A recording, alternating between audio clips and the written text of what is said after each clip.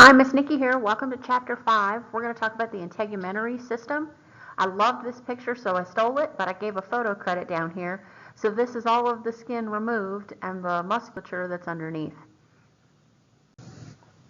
You can see that the integumentary system consists of not only the skin or the cutaneous membrane, but also hair, nails, sweat glands, and sebaceous, which are oil glands. We've talked about epidermis and dermis and hypodermis before, but I want to point out which of these are actually considered layers of skin or regions. So here we have epidermis and dermis, which are highlighted in red. These are skin or make up the cutaneous membrane. Hypodermis is not really part of the skin, but shares function. It's the deepest region. This is where we're going to have fat cells. Here's a great figure from your book showing you the epidermis, the dermis, and the hypodermis. So the hypodermis starts where we have these really large blood vessels and where we can see the adipose tissue. The dermis is from this region, basically what's in pink. So everything between right underneath the epidermis all the way down to where the larger blood vessels are and the fat cells. There are two sublayers within the dermis, the papillary layer and the reticular layer, and then we have the epidermis on the top. So remember that epidermis is epithelial tissue and the dermis is connective tissue. We should be familiar with the epidermis that's composed of keratinized, stratified, squamous epithelium. And remember, it's avascular. It doesn't have its own blood supply. It must get blood from the underlying connective tissue. There are 5 cells that you'll find within the epidermis, and we'll look at keratinocytes, and you can see the sites that should tell you they're cells. We have dendritic cells, we have tactile cells, and then we're going to talk about stem cells. I have the asterisks here because your book doesn't really do a great job of talking about the stem cells in the picture. I want you to realize if your skin is constantly sloughing off, you have to create more cells. You have to have constant regeneration of these cells. Also, if you see in parentheses these names, these are called eponyms. We used to name structures in anatomy after the people who found the structures. Now we're trying to switch away from that and use more useful terms like tactile. That means they're going to have something to do with touch. The first set of cells here, the keratinocytes, are going to produce a protein called keratin. These are the major cells of the epidermis.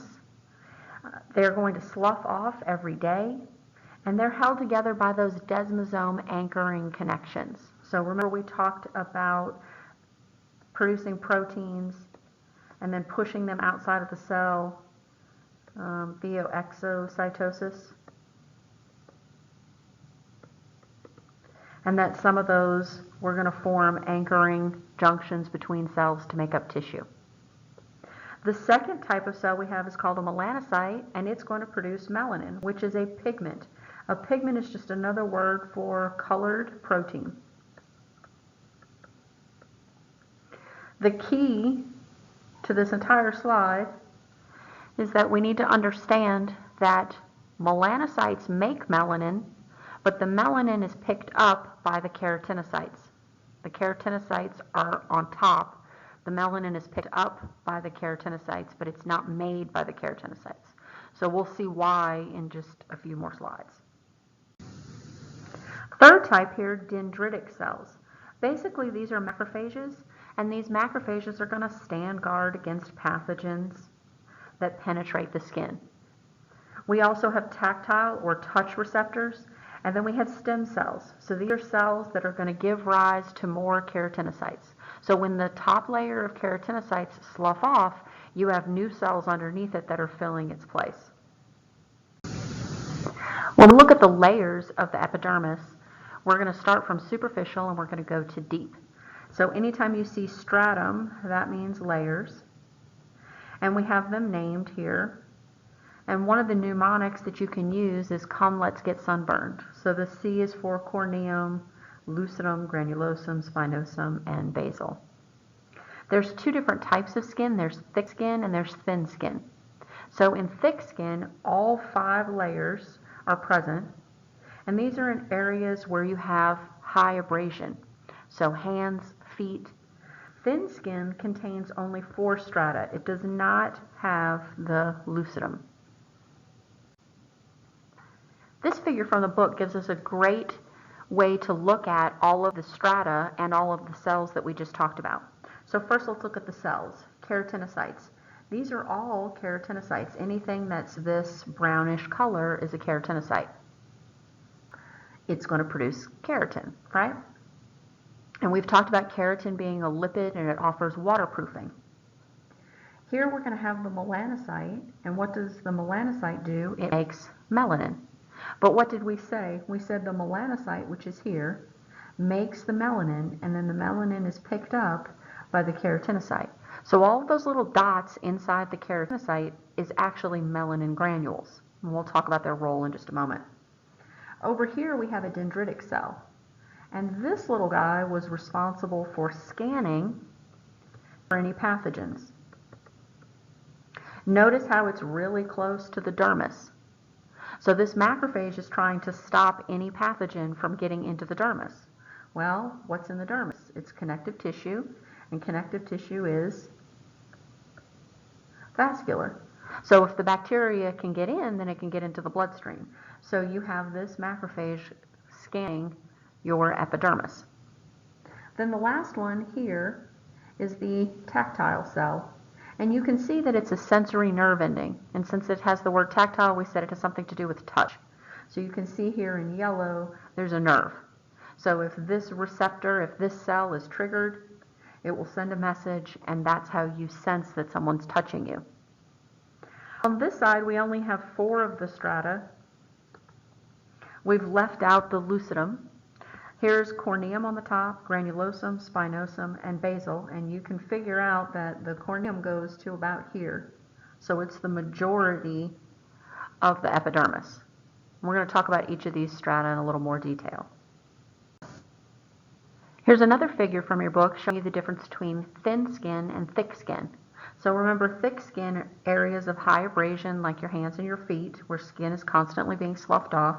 And here you can see the lucidum. It's this whitish layer that you do not see here between the corneum and the granulosum. Let's look at the layers of the epidermis. We're going to start at the deepest layer, deepest epidermal layer, and this is called the stratum basal. In this layer, we're going to have stem cells, and these stem cells are undergoing mitosis, and they're making more and more keratinocytes. Basically, to get from the bottom, the basal layer, to the surface, it's about 25 to 45 days. The next layer, as we move superficially to the top, the next layer is the stratum spinosum. This is several layers thick. This is where we have keratinocytes.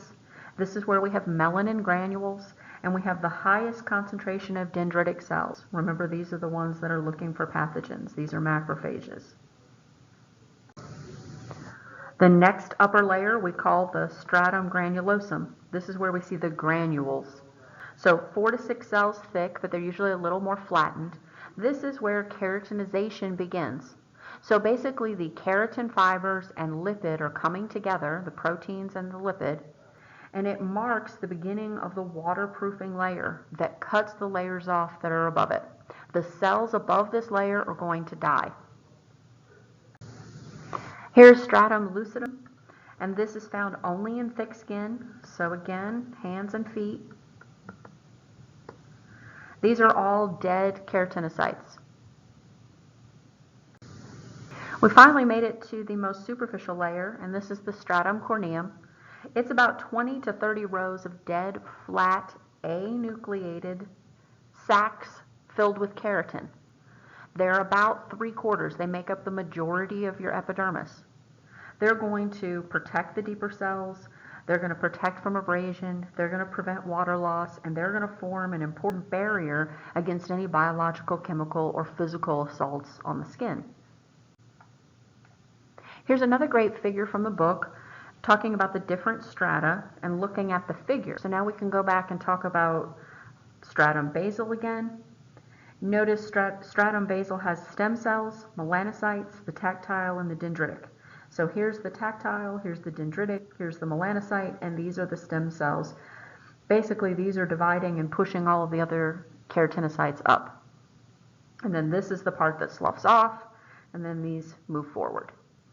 You notice how all of these cells in the deepest epidermal layer, they're all really close to the dermis. Why would they be close to the dermis? This is connective tissue, and connective tissue is vascular. I know I've said this several times, so I hope I'm driving the point home. The next layer here is the spinosum. This is several layers of keratinocytes, and you can now see that the keratinocytes have picked up the melanin granules. It has something to do with protecting the DNA inside the nucleus. Then you can definitely see that something has happened. There's a change. These are flat sacs, dead cells. How do I know they're dead? There's no nucleus. Now we move to the dermis. So the dermis is under the epidermis. I forgot to mention when I talked about epidermis, we should have known this prefix, which is upon. So it's on top of the dermis. It is strong, it's flexible, it's connective tissue, it's vascular. It has fibroblasts, which are going to make fibers. It's going to have macrophages, which are going to patrol and look for any pathogens. It's going to have cells, white blood cells. It's going to contain nerves, blood vessels. You're going to have hair follicles, sweat glands. There's a lot of accessory items in the dermis that we need to talk about. And the dermis comes in two layers, which is the papillary layer and the reticular layer. Here's a great picture showing you the epidermis and then showing you the papillary layer and the reticular layer. And I'm sure that you can see the differences. The papillary layer we're going to learn in just a moment is areolar connective tissue, and the reticular layer is that dense irregular connective tissue. In the dermis, we have the papillary layer, which is vascularized areolar connective tissue. We have these things called dermal papillae or papillae. These are dermal finger-like projections. In thick skin, we call these friction ridges. So basically, think of your fingerprints, right? These are friction ridges. This is probably a better picture of a dermal papillae. You can see all of this is epidermis. This is the dermis, and it forms these finger-like projections into the epidermal structure. Now, why is this important? It's important for a couple reasons. One, these cells have access to the blood vessels or the vascular nature of the dermis, right? Secondarily, if you put two sheets together, try holding two pieces of paper together, you can move them back and forth, right? With this, we're creating a better connection. So if you take your two hands and you interlock your fingers and now try to pull your hands apart, you've created a more sturdy structure. So the dermal papillae provide more nutrients to all of the surrounding epidermal layer, and they also provide stability or structure. The second layer is called the reticular layer. This is the majority of the thickness of the dermis. It consists of dense irregular. There's lots of collagen, lots of elastic, and lots of fat cells, adipose cells. Back to the overall picture so we can get a good look here. Here's the epidermis. Here's the dermal layer in pink. The top section here would be the papillary layer, and anything below would be the reticular layer. You notice that the hypodermis is directly below the dermal layer, below the really large blood vessels. It's interesting that many collagen fibers run parallel to the skin surface. So in this figure, we're trying to show you where the collagen fibers run in relationship to the skin surface. And the reason this would be important is that if you're a surgeon, you want to make incisions parallel to the cleavage line so that they'll heal more easily. So when they used to take out your appendix, they would just cut straight through the skin. And so a lot of this forms fibrosis or scar tissue. So if you've seen anybody from 60s or 70s, maybe even 80s, they'll have a nice appendectomy scar that's running north to south. Now they know better and they go in on these parallel lines and cut with the grain of the collagen fiber rather than against it. There are also some dermal flexure lines. We've all seen these lines on our fingers and on our hands. Some people call them the love lines and the life lines, right? Well, basically, these are usually near folds or joints. So here at the wrist where your hand, your palm is bending, you can see them on your fingers and your toes. What's interesting is that these are like fingerprints, right? Not everybody's flexure lines are exactly the same. Now, we do have common ones, but everyone's might be a little bit shorter, a little bit longer. There are some people that have just one line as well. So some people have a transpalmar crease instead of having the two that split like I just showed a second ago. So there are some cases where we have a little deviation. So I put this slide in for some fun. One of these is a human, one is a gorilla, and one is a koala. So B is the human, C, gorilla, and A is the koala. So there are very few species that actually have fingerprints. Humans, some chimpanzees and gorillas from the primate family, and then koala bears. For this clinical slide, I wanted to talk about extreme stretching of the skin. We know these as stretch marks. These are actual dermal tears within the connective tissue dermal layer, specifically to elastic and collagen fibers. And remember, we've already talked about scarring and fibrosis. So these are called striae, and they leave these reddish marks. They diminish over time and become kind of a white silvery. There's reasons that we can have stretch marks, pregnancy, sudden weight gain, if you're working out, building muscle, the skin is stretching too quickly. It can also be due to hormones. Hormones can exacerbate or make worse the stretch marks. So we know that during pregnancy, usually you'll hear people say things like use cocoa butter or use olive oil. There's always been remedies to try to stop stretch mark formation, but it seems that there's no scientific proof that any of these work. So basically you have to hope that you get good genes. On to hypodermis. Hypo means below. So this is the layer below the dermis. Remember, it's not a layer of skin. And these are two different names that you can use to describe hypodermis. You can use hypodermis or subcutaneous, below the cutaneous. Remember, cutaneous is another word for skin. Superficial fascia is talking about on top of the muscle.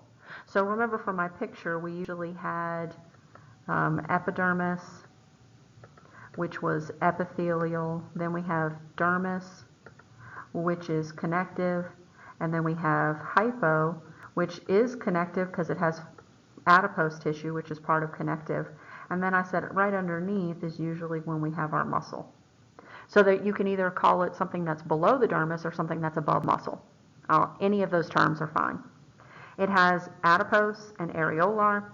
It functions for energy reserve. Remember how I said you can take fat and you can enter it into cellular respiration and you can make some ATP if you're out of glucose. Your body does not want to use fat as an energy alternative. It would much rather have glucose. But if you give it no choice, it will burn fat. Thermal insulation. So remember, the muscles are using ATP and the muscles are giving off heat at the same time that they're doing work. So when we work out, we get hot, right? Well, what's great about having this fat layer right on top of the muscle is that you're insulating. You're keeping that heat inside the body. Kind of like if you put a hat on your head, you're keeping the heat, you're trapping it. So the position of that adipose tissue is important for insulating the body and keeping our body temperature at 98.6. The third function here is that it pads the body. You will find excess fat in areas of the abdomen, protecting the abdominal organs. and it is usually thicker in women. So unfortunately, women store more fat, especially in the hip area, pelvic area, and this has to do with childbirth. So if a woman's body fat drops below a certain percentage, she will stop menstruating.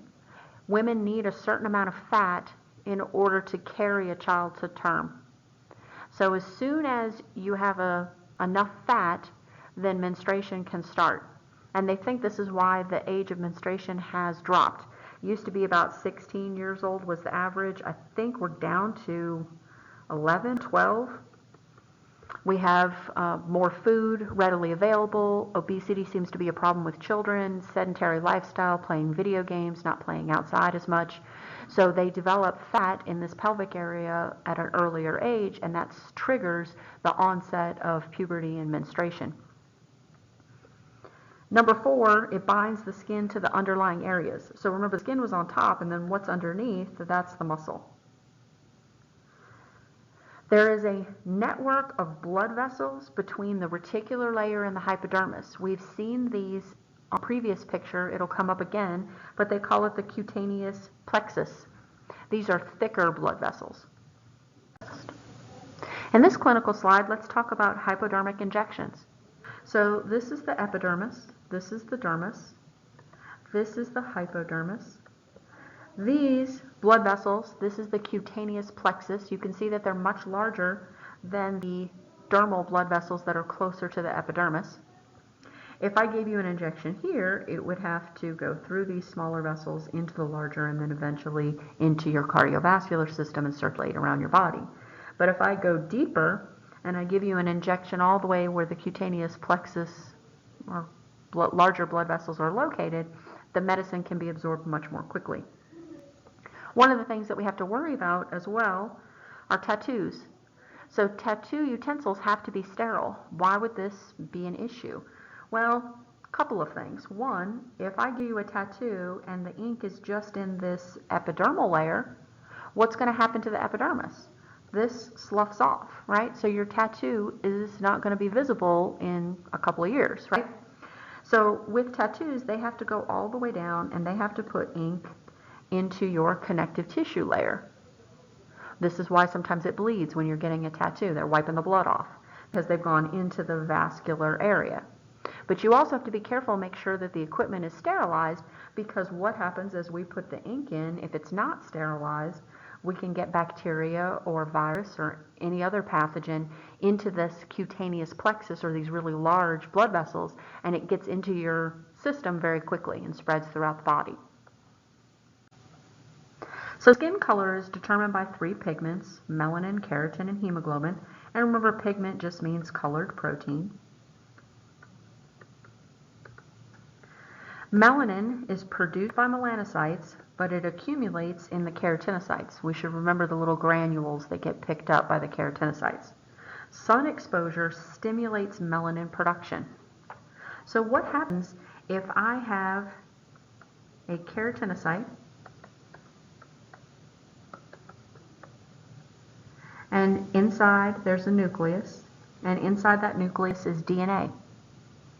Whatever side the sun is shining on, the melanin will form an umbrella around the nucleus. The melanin is trying to shield the nucleus, and remember this is DNA, from damage. So it forms an umbrella to prevent damage. We see this when we stand out in the sun too long. When we stand out in the sun too long, what happens? We increase melanin production and we become darker. Our skin becomes more tan.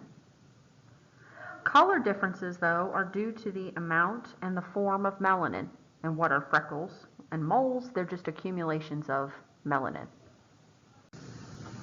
This is probably a better example to look at the differences in melanin production. So different people have the same amount of melanocytes, but the amount of melanin that you make varies. Remember, it's a protein. So the cell has to do what? The cell is going to have the DNA copied into RNA. The RNA is going to be copied into a protein. That protein is the same thing as this melanin that we're talking about. So this could be genetic. Somebody could produce more melanin than somebody else. And that's exactly what the difference is between dark-skinned and light-skinned people. So if you have darker skin, you have greater quantities of melanin. The melanin breaks down more slowly. If you're light-skinned, the melanin clumps near the keratinocyte nucleus. It breaks down much more rapidly, and you can't really see it beyond the bottom layer. So what's the difference between dark-skinned people and light-skinned people? The only difference is there's more melanin and that the melanin breaks down more slowly. The other two pigments, one is keratin. This is a yellow pigment. You find this in vegetables like carrots.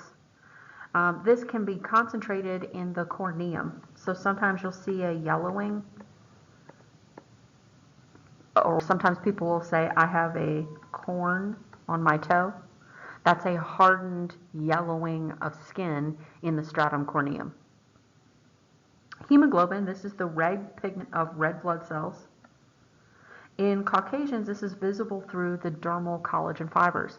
This is what gives us kind of the pink skin look of Caucasians. For this clinical slide, I want to make sure that we know that excessive sun exposure can damage your skin. It can make your skin leathery in appearance. It dries out, basically. It can depress your immune system if you damage those macrophages that are scanning or on patrol right above your dermal layer. It can also cause alterations in DNA. It can cause your DNA to stick together, and when the DNA sticks together, it can't open up in order to be copied. And you know that if a cell is trying to copy itself, it has to also copy its DNA. So that could cause a cell not to be able to undergo mitosis, and then that cell would die. There are also other skin colors that I'm just going to let you look over. So cyanosis is blue if you're pale, if you're red, if you're yellowing or have jaundice. So these other skin color alterations can sometimes indicate disease. We need to discuss some of the appendages of the skin. We're really going to focus on the sweat glands and the oil glands. I just have a few slides for us to look at hair and nails. Basically, what is hair? It's dead, hard, keratinized cells. If it extends above the scalp, we call it the hair shaft. It's the hair root if it's within the scalp. The function of hair is pretty important. There's several listed here. So the first one is it alerts the body to the presence of insects on the skin. So think of ants, or sometimes we have that pesky hair that we can feel on the back of our arm. We know it's there. That's a really light object, but it's easily detected by the hairs that are on our skin. They can guard the scalp. What's directly underneath the scalp? We have cranial bones, and then we have the brain. So we're still trying to protect from heat loss. So the hair helps insulate the heat coming off of our body. And then also sunlight. We don't want to damage our scalp. I'm sure we've all gone out into the sun, maybe in the springtime, we're not paying attention, and we burn our scalp at our hairline, right where our part is, because we didn't put sunscreen on. It does hurt, right? So it's a protective function. Protect against heat loss and shield the skin from sunlight.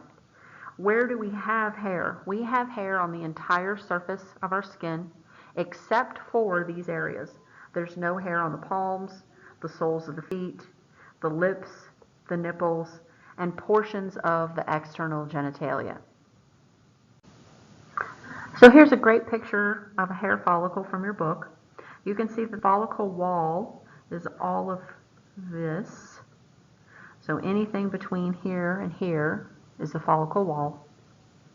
If you've ever pulled a hair out and there's this glassy kind of bulb, whitish bulb at the end, that's your hair follicle. You have a hair papilla. This is the part that sticks up into the hair follicle. Remember papilla, finger-like projection, kind of like the dermal papilla? We have melanocytes here, which provide the color of the hair. And you can see the hair root. So the hair root is going to consist of all of this material, which is then going to grow up and out to be the hair shaft. There are different types of hair. There's vellus hair. This is fine hair of children. It's that downy, really soft hair. Then there's terminal hair. This is coarse, long hair that we have in adulthood, especially after puberty. You can see the locations, the scalp, the eyebrows. Axillary should be underarm.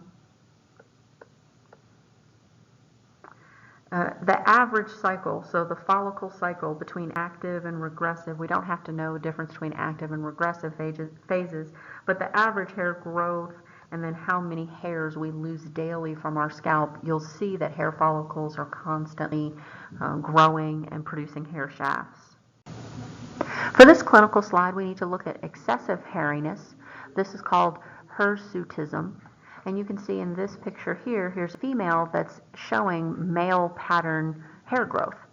So excessive testosterone is going to cause the hair to grow where it normally wouldn't in a female, on the face, on the chest, where you would normally see in a male. You can also have hair thinning. So hair thinning is technically called alopecia, and male pattern baldness is a type of alopecia. Male pattern baldness seems to be genetic in nature, where alopecia, hair thinning, can be due to a number of reasons. It could be due to radiation or chemotherapy. It could be an autoimmune disease. So it doesn't necessarily have to be genetic. There can be other factors. I'm not going to spend too much time on the nails, but I would like you to know that it is modified keratin, right? The scale-like modified epidermis that hardens. It acts as a protective cover for your distal fingers and toes. And that abnormal color and shape can be an indicator of disease.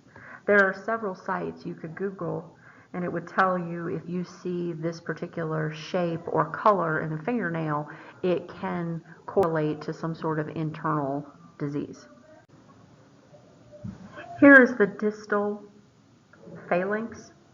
And so the fingernail here acts as a protective covering. So this should look familiar. This was Chapter 4 material. We're going to talk about glands next, but I wanted to bring this slide up so that we could go back and remember that we're talking about epithelial tissue that has invaginated into this tube-like structure. Here's the definition again in case we forgot. A gland is one or more cells that makes and secretes a watery or aqueous solution that we call a secretion. We classify them by two categories. One is the site of product release, and you can see the word endocrine and exocrine here. So endo means internal secretion, exo means external secretion. We also categorize them by the number of cells forming the gland. So we do have some unicellular glands, and most are multicellular. A little more information about endocrine glands. They are ductless glands. They release directly into the bloodstream. They're going to travel throughout the bloodstream and the lymph. Remember, if we take the lymphatic system and the cardiovascular system, we put them together, we can use the word circulatory system. Usually they're hormones, and these hormones go to specific organs and make those target organs carry out some function. So what are some examples of endocrine hormones that are released? Well, you can have growth hormone, you can have thyroid stimulating hormone, you can have adrenocorticotropic hormone. And these are different hormones that are going to circulate in the bloodstream, go to target organs, and cause some sort of action to happen. We're going to focus on exocrine glands for the rest of this lecture. You'll talk about endocrine when you get to 202. But these exocrine are secretions that are released onto the body surface. So we're talking about skin or into body cavities. There's many more of these than endocrine. They all secrete their products into a duct, and these include mucus, sweat, oil, and then saliva or salivary glands. They can be either unicellular or multicellular. Here's a great example of a unicellular exocrine gland. This is called a goblet cell. It lines the intestines and the respiratory tract, and it produces mucin or mucus, slimy protective coating. So this cell is going to release mucin, but this is one cell acting as a gland. Multicellular exocrine glands have a duct and then a secretory unit. So we classify these by their structure and their mode of secretion. They're going to have surrounding connective tissue that's going to supply blood and nerve fibers to the gland. So this figure from chapter 4 shows us the structure of multicellular exocrine glands. You can see the duct system, you can see that they're either simple or they're compound, and you can see the different examples. This slide, we're talking about the modes of secretion, the way in which a secretion is secreted, for lack of a better word. There's merocrine, holocrine, and apocrine. So merocrine, the product is secreted by exocytosis. So you can see here that there's these little vesicles that are coming out of the cells via exocytosis, and that product is entering into the duct system. So that would be pancreas, sweat glands, salivary glands. Holocrine is the whole cell ruptures. So here you can see that the cell has ruptured and everything inside the cell is now part of the secretion. So not only do you have whatever the fluid that's being secreted, you also have lipids that make up the plasma membrane. You also have organelles, right? You have cell parts. The best example for these are sebaceous glands or oil glands. So think about your hair. If you don't wash your hair for several days, your hair gets thicker and stickier. It's because it's not only oil being secreted, but you also have all of these cell parts. And then apocrine, I'm probably going to wait to really explain apocrine until we look at the slide independently. But apocrine has something to do with the onset of puberty. They think that some of the cells rupture while some of them stay and actually just secrete a product. So it's somewhere between merocrine and holocrine.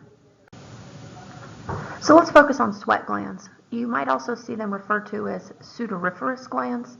They're on all of the skin surfaces with the exception of nipples, certain external genitalia. There's about 3 million, and we're going to look at these two main types. You see merocrine in parentheses. It used to be referred to as merocrine, or you might hear ecrine and merocrine used interchangeably, but we're going to stick with ecrine and apocrine. So let's look at ecrine sweat glands first. These are the most numerous. They're on the palms and soles and forehead. We're going to have ducts connected to pores because these are exocrine. The pore is what's going to be on the external surface of the skin. We've already talked about thermoregulation when we talked about being hot. And we talked about generating sweat, triggering sweat to be released. That sweat evaporates in the heat and it pulls body heat away from you so you can cool down. So what's in the secretion? It's mostly water. There is also some salt. Vitamin C has something to do with the acidity. The sweat has a pH of about 4 to 6, which stops fungal growth. You're going to have antibodies. You're going to have dermicidin. This is a peptide or a part of a protein that also stops microbial infection or colonization on the skin. And then metabolic wastes. So we're talking about urea and uric acid. Urea is the waste product from the breakdown of amino acids, and uric acid is the waste product from the breakdown of nucleic acids. So apocrine sweat glands. These are a little bit different than what we just looked at, the ecrine. These are confined to the axillary and the anogenital. So this would be armpit or underneath the arm, near the anus and the genital region. What's different about these sweat glands is that these ducts are connected to hair follicles. So remember the previous ecrine, it goes straight to a pore or to the outside. These ducts secrete sweat, but it actually goes to a hair follicle first. These are functional from puberty on, so sometimes we call these sexual scent glands. So when a child is younger and they sweat, they don't really smell bad. But as you get older, it's the mixture of these puberty-active apocrine sweat glands and this sweat coming out of the hair follicle that kind of gives us that wonderful smell, right? So what is the secretion? It is sweat, so it is a watery mixture. But it's also going to mix with the items that are in the hair follicle. So we'll see in just a moment something called sebum. So it's a fatty substance as well as sweat kind of mixed together. And there are some specialized apocrine glands. This word, ceruminous. This secretes cerumen, which is actually the same thing as earwax. So it's in your external ear canal, the part you can touch with your finger. We do have an internal ear canal, and that's why this earwax is present. So it doesn't taste very good. It's a repellent to little bugs that might want to crawl into your ear and get to your inner ear, and then your inner ear leads to your brain. And then another type of specialized apocrine gland are your mammary glands. Here's a figure from the book, and we haven't talked about sebaceous glands. We're going to talk about them next. But here's an eccrine sweat gland. So it's this tubing here, and you can see the duct leads all the way up to the sweat pore at the top. The book doesn't show you the apocrine gland, which the apocrine looks just like the eccrine, but it would be next to the hair follicle. So there would be this same coiled tubing, except for it would lead to the hair follicle, and then the sweat would come out. So here we have sebaceous glands. You do need to know the word sebaceous, even though I put oil gland in parentheses. Its true name is a sebaceous gland. It secretes oil. So widely distributed everywhere except for thick skin of the palms and the soles. So you don't want your hands to be greasy or oily, right? If you're trying to grab something. Most develop from hair follicles and are secreted into hair follicles. What do they secrete? Here's that word, sebum. So when you see sebum, you should think of oily or fatty. And remember, holocrine was the mode of secretion. That means the whole cell basically erupted and everything inside of it. So all of the lipids and the proteins and the carbohydrates, everything, all the cell parts that were inside the cell are now being secreted or part of the secretion. The point of the sebaceous gland is supposed to be to soften your hair and skin and keep everything pliable. But these can also be stimulated by hormones, and they seem to, which seems to increase during puberty. So this is where acne comes in. So these sebaceous glands can get clogged, and they can overexpress oil. So sometimes people have acne. It has nothing to do with whether they're clean or not. It has to do with the fact that they have an increased level of hormones, either testosterone or estrogen. So there's one medication you can take which is called Accutane, just in case anybody wants to know. I think it's interesting because it brings home a point that Accutane is an oral supplement that you can take. It's a drug, and it will stop your sebaceous glands from excreting as much sebum. So basically it tells your sebaceous glands to dry up, and if you take it long enough, they'll dry up permanently. But while you're taking this medication, everything else is dry. What's it supposed to do? It's supposed to soften your hair and your nails. So basically everything gets dry. Your lips are dry, your skin is dry. It's dry, crackly, itchy, but you're going to shrink your sebaceous oil glands. And then eventually you stop taking the medication and your oil glands have shrunk. Doesn't seem to be any long-term issues taking this drug. So here's a picture of our sebaceous gland. So you can see the sebaceous gland here and here.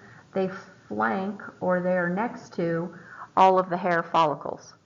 And these cells right here, these are the ones that are going to rupture, while these guys are going to copy themselves and fill in the space. For the clinical slide, we can see that there's things such as whiteheads and blackheads. They're all blocked sebaceous glands. If it's a blackhead, it's been exposed to oxygen, turns black.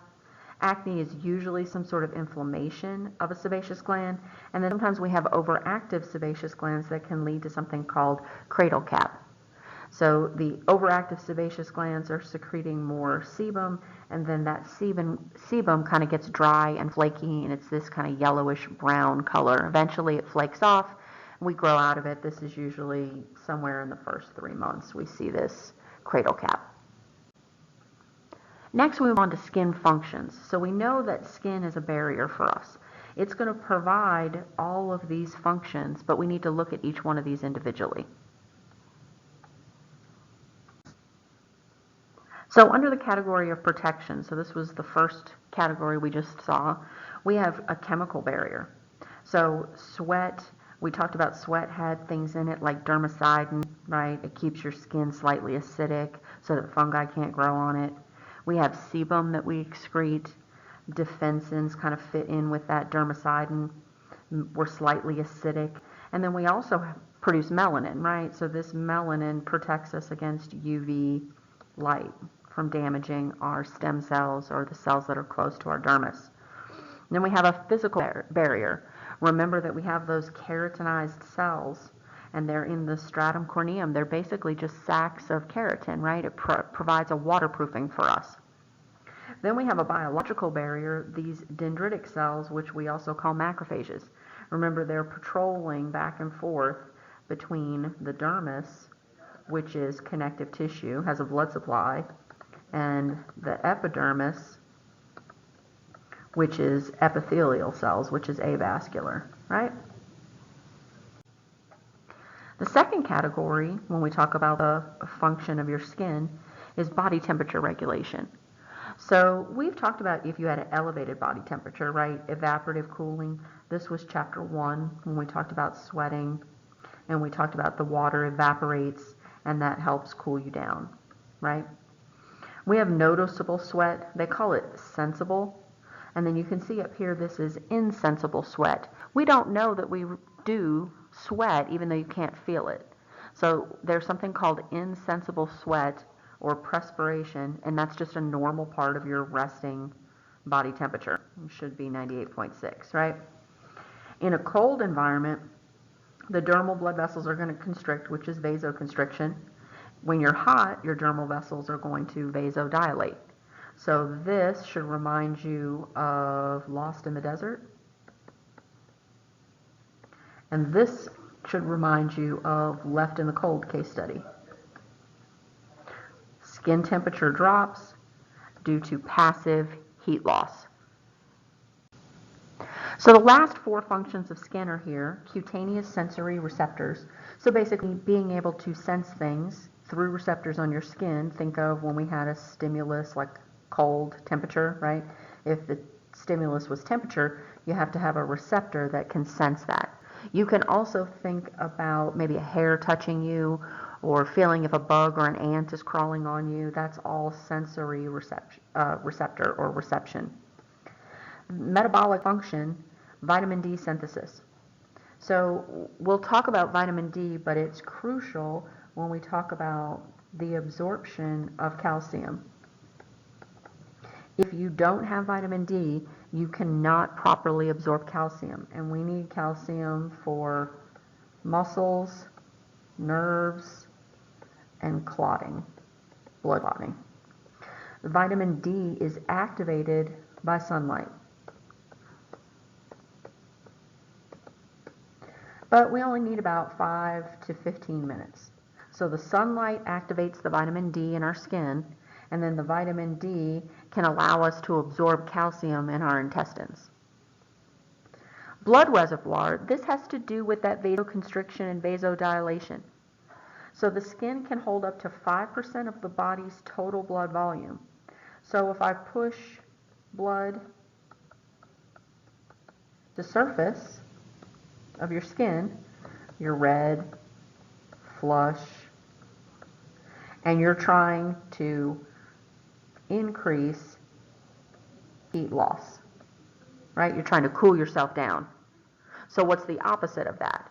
If you draw all of your blood or close off blood vessels so that all of your blood stays at your core, that's when you have a palish complexion, and what you're trying to do, you're trying to keep every bit of heat inside the body.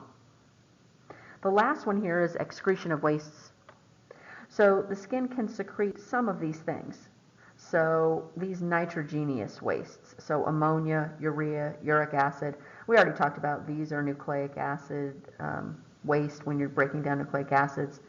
Urea is the breakdown of proteins. Ammonia can also come out from either one of these proteins or nucleic acids.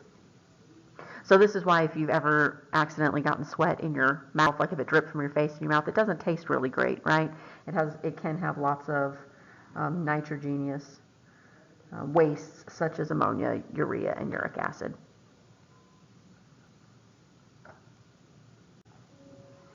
So next we get to look at skin cancer and burns. I'm going to go into a little bit of cancer background, and then we'll talk about burns.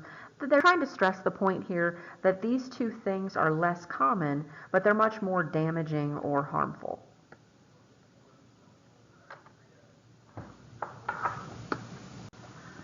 So let's look at the cell cycle, and that's what this thing is over here. Basically, if a cell decides it wants to copy itself, this cell has to grow, it has to copy its DNA, and it has to make final preparations for division. Then it can enter mitosis, which we know is one cell copies itself, and now there are two, right? Well, these here, these red stop signs, these are checkpoints. So what usually happens is cancer finds a way to evade these checkpoints. So cancer cells basically shut these checkpoints down, and the cell grows and grows and grows. It just keeps going through the cell cycle. So there are ways that we can control whether a cycle happens or not, but the cancer cells are able to divide excessively. And this is why it's so hard to treat cancer, because they are normal cells. They're just growing out of control. So this is a great figure to show you what happens when you have some sort of mutation. So here is one cell that something has happened to the cell. It is mutated, it's different, and it's able to divide and divide and divide and create what we would call a tumor. So the abnormal growth of cells, you can have a benign or a malignant. So benign means it's not cancerous, and malignant means it is cancerous. What does cancerous mean? This tumor, if it's here and it hasn't spread, we can just cut this tumor out. We can go in, cut the skin, wherever the location is, we can cut the cancer out. But if these cells manage to divide and get into your bloodstream or your lymphatic system, they can spread anywhere in the body. So when cancer cells move to other sites, we call this metastasizing or metastasis. Since we're talking about skin, we should probably talk about skin cancer. So there are three major types. They're listed here: basal cell, squamous cell carcinoma. The one I want to focus on is melanoma, because it is the most dangerous. It's the one that metastasizes quite frequently, and it's resistant to chemotherapy. Chemotherapy are the drugs that you would take to halt the cell from dividing. So let's look at the next slide. So the key to survival is early detection. The ABCD rule, you do need to know this. If you see a spot on your skin, you need to look for these four things. It does not mean you definitely have melanoma. It means you need to go in and have a doctor look at it, and they'll take a little sample of it and they'll send it off for testing, and they'll come back and let you know. But the A stands for asymmetry. This means not, right? So the two sides do not match. B, the border, it has indentations. See how it's kind of jagged? It kind of goes in and out. The color, it's black, brown, tan. D, diameter, it's larger than a pencil eraser. Again, it doesn't mean you have melanoma, but it means you should have it looked at. So the next category we're going to talk about are burns. And basically what's going to happen is if the tissue is damaged by heat, electricity, or even chemicals, it's going to cause the denaturation of proteins, like the fried egg that we talked about. So if the proteins stop working, and remember, enzymes are proteins, and we need enzymes to do work inside of a cell, like break things down, put them together, make ATP. If the proteins get damaged, the cells are destroyed. The secondary part that's so bad is that you have dehydration, so low amounts of water, and you have electrolyte imbalance. So electrolytes are sodium, potassium, calcium, and I already told you that calcium is really important for muscle contraction, like your heart, your diaphragm. These are also important for muscle contraction, sodium and potassium. So if you're dehydrated severely, you're going to have renal or kidney shutdown, and you're going to go into circulatory shock. Basically, you don't have enough fluid in your blood to reach all the tissues in your body. To evaluate burns, we use something called the rule of 9. So basically, you're going to break the body up into sections, and each section is going to represent 9%. It's much easier if we look at the next slide. So here's the rule of 9s. It's used to estimate the volume of fluid loss in a body from burns. So you can see that the front of the face is 4.5. Well, guess what? The back is 4.5 too. So your entire head here is 9%. So your front part of your arm, anterior arm, is 4.5. Posterior arm is 4.5, and that's a total of 9%. The only part that's different is the perineum, which is 1%. So let's talk about first degree, second degree, and third degree burns. And then we'll talk about what would make a burn critical, like what's classified as critical. So first degree, just the epidermal layer has been damaged. So usually this is the redness and the swelling and a little bit of pain. When you have a second degree burn, this is when the epidermis and the dermis region, so 2 layers, have been damaged. So a third degree burn is where the entire thickness of the skin has damaged. So when we say entire, we're talking about the epidermis, right, the dermis. So all of this has been damaged. We're now down to hypodermis, or even below that where we have muscle, or even below that where we have bone. So this right here is bone, this white structure that you can see in the slide. So this patient has burned their entire layer of skin. Well, what's bad about that is that you don't have any cells to be able to copy themselves to fill in that space. So if you've damaged all of your dermis, you don't have any more connective tissue fibroblasts to make more fibers and fill in the connective tissue. So that's why skin grafting is necessary. You have to take skin from another location and attach it to that area. Initially, there's going to be no swelling and there's going to be no pain. All of the nerves have been destroyed. So it's not until the skin starts growing back that it becomes really painful as those nerve endings start functioning again. So what would be designated critical? So severity of burns. If more than 25% of your body has second degree burns, this is when you had the blisters and you just went through part of your dermis. We're talking about just 10% of the body has third degree burns. That means you're in critical condition. Face, hands, feet, or any of those are third degree burn, you're in critical condition. So they're going to have to remove the burn tissue. You're going to have lots of antibiotics. So this should be a why question. Why do you have to have lots of antibiotics? Because we are constantly exposed to bacteria. What was our first line of defense, right? Our first line of defense was our skin. Well, now we don't have our skin anymore, so we have to take lots of antibiotics to stop bacteria from getting into our bloodstream. We're going to have some sort of temporary covering, and we're going to have skin grafts if we've damaged all the way to a third degree level. And of course, we have to talk about the developmental aspects. So the optimal appearance of your skin is in your 20s and 30s. After 30, we start seeing the environmental effects, and we also see the aging of our skin. So the epidermal replacement slows, the skin becomes thin and dry and itchy. We have less cutaneous fat, we have less elasticity. So basically you pull your skin out and it snaps back. Well, at some point you pull the skin out and it stops working. It doesn't snap back anymore. They also don't talk about this, but if we're talking about skin, we should be talking about collagen, right? So the collagen fibers, they bend, they're flexible. So they bend and you bend them back, and they bend and you bend them back. Well, as you get older, they stop working as well. So the collagen fibers will bend, but they'll stay in that bent position, which is why we get wrinkles. Our hair's going to thin. We have an increased risk of cancer. Sounds like a lot of fun to get older, right? So at least they give you a little bit of hope. What are some things that you can do? Always have UV protection. Always wear sunscreen. Eat well, drink lots of fluids, and have good hygiene. All right, I'll talk to you guys next time. Bye.